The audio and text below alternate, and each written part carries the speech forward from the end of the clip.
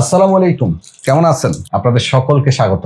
আপনারা যারা সৌদি আরবে আসছেন বা এসেছেন, আপনি ইঞ্জিনিয়ার, আপনি এমবিএ করেছেন, আপনি বিবিএ করেছেন, আপনার কাছে বড় বড় ডিগ্রি আছে, আপনি ভাবছেন অথবা ভাববেন যে সৌদিতে আসলে ভালো কাজ পেয়ে যাবেন। বিশ্বাস করেন, আপনার যে ডিগ্রিগুলো আছে এই ডিগ্রি দিয়ে আপনি যে সেক্টরগুলোতে কাজ করার কথা সেই সেক্টরগুলো অনেক আগেই সৌদিকরণ হয়ে গেছে। সৌদি নাগরিকরা সেই সকল সেক্টরে কাজ করে। আর যদিও কোথাও কাজ করেন সেটা সৌদি শ্রম আইনে ইলিগাল, কারণ সৌদি সরকার সৌদি নাগরিকরা কাজ করতে পারে তাদের জন্য সুইটেবল এমন সকল পোস্ট, এমন সকল পদবি সৌদিকরণের মধ্যে নিয়ে গেছে এবং প্রতিনিয়ত সৌদিকরণ হচ্ছে। বাংলাদেশ থেকে যারা আসে তার অধিকাংশই, আমি বলবো 80% অনভিজ্ঞ, অদক্ষ। আর পৃথিবীতে মনে হয় একমাত্র বাংলাদেশে আছে যে দেশ থেকে বিশ্বের বিভিন্ন দেশে অদক্ষ কর্মী সাপ্লাই দেওয়া বা রপ্তানি করার সব থেকে বেশি। আপনি সৌদি আরবে এসে কোন একটা কাজ পেলেই হয়েছে, দালাল বলছে কাজ দিবে, আরে যাই দেখ আমি করব। আরে ভাই আর কতকাল এই ক্লিনিং, আপনার শ্রমিকগিরি? কাজ জানলে সৌদি আরবে বেশি সময় ব্যাক হয় না। আপনি সৌদি আরবের প্রত্যেকটা শহরে দেখবেন লাখ লাখ বাংলাদেশি বেকার। রিয়াদ শহরের আনাচে কানাচে শ্রমিকের অভাব নেই, অনভিজ্ঞ শ্রমিক। যারা অভিজ্ঞ, যাদের দক্ষতা আছে তারা কিন্তু ঠিকই কাজ পাচ্ছে। আসলে মূলত কেন বলছি, আসুন এজন্যই বলছি। দেখেন, বহু সার্টিফিকেট আলা এখন একটা চাকরির জন্য ঘুরছে। অনেকে বলে ভাই যে কোনো একটা চাকরি হলেই চলবে। কেন বলছে জানেন?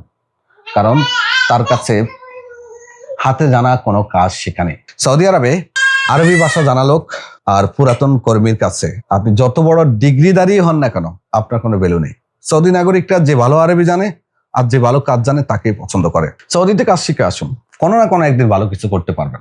সৌদি সরকার ভিশন 2030 সাকসেস করবে, আর এই ভিশন 2030 মধ্যে বিশাল বিশাল প্রজেক্ট আছে। যে সকল প্রজেক্টগুলোতে বড় বড় পদে, বড় বড় কাজে অনেক শ্রমিকের দরকার। আরেকটা বিষয় বলে রাখি, সৌদি আরবে 2034 সালে ফুটবল বিশ্বকাপ আয়োজিত হবে। আর এই ফুটবল বিশ্বকাপ উপলক্ষে বেশ কিছু স্টেডিয়াম তৈরি করবে। আর এক একটা স্টেডিয়ামে কয়েক হাজারেরও বেশি শ্রমিকের প্রয়োজন হবে, কর্মদক্ষ লোকের প্রয়োজন হবে। সৌদি আসার আগে যদি আপনি বেশ কিছু কাজ শিখে আসেন তাহলে শতভাগ নিশ্চিত আপনি সৌদি আরবে আসলে বেশি সময় আপনাকে অপেক্ষা করতে হবে না, আপনি কোনো না কোনো কাজ পেয়ে যাবেন। এর কারণ আপনার কাজ আপনাকে কাজে নিয়ে যাবে। আমি কয়েকটা কাজের তালিকা বলে দিচ্ছি আপনাদের সুবিধার্থে। যারা দেশ থেকে কাজ শিখে আসবেন তাদের উদ্দেশ্যে বলছি, কাজ শিখে আসুন। এর মধ্যে 3G welder, 6G welder, multi welder এবং এসির কাজ। এই যে চারটা নাম বললাম না, 3G ওয়েল্ডার, মাল্টি ওয়েল্ডার আর এসি।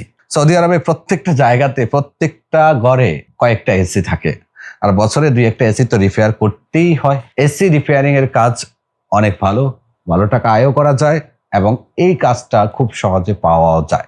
আর ওয়েল্ডিং এর কাজ, সাধারণ ওয়েল্ডার যেটা আছে সেটা দিয়ে আপনার ওই যে ঘরে গ্রিল টিল এগুলা তৈরি করা যায়, মোটামুটি কাজ পাওয়া যায়। তবে 3G, 6G এবং মাল্টি ওয়েল্ডারের চাহিদা কিন্তু সৌদি আরবের বিভিন্ন প্রজেক্টে অনেক পরিমাণ, অনেক বেশি। খেয়াল রাখবেন, এই তিনটা কাজ শিখে আসতে পারলে আপনার লাইফ সেটেল হয়ে যাবে সৌদিতে। তাছাড়া গাড়ির মেকানিক্যাল কাজ, সৌদিতে কয়েক মিলিয়ন গাড়ি আছে। গাড়ির মেকানিক্যাল কাজের চাহিদা কিন্তু অনেক বেশি। যদি ভালো কাজ জানেন তাহলে আপনাকে বেশি দিন বসেও থাকতে হবে না এবং ভালো টাকা আয় করতে পারবেন। তারপরে আছে গাড়ির ইলেকট্রিক্যাল কাজ, গাড়ির ডেন্টিং এবং পেন্টিং।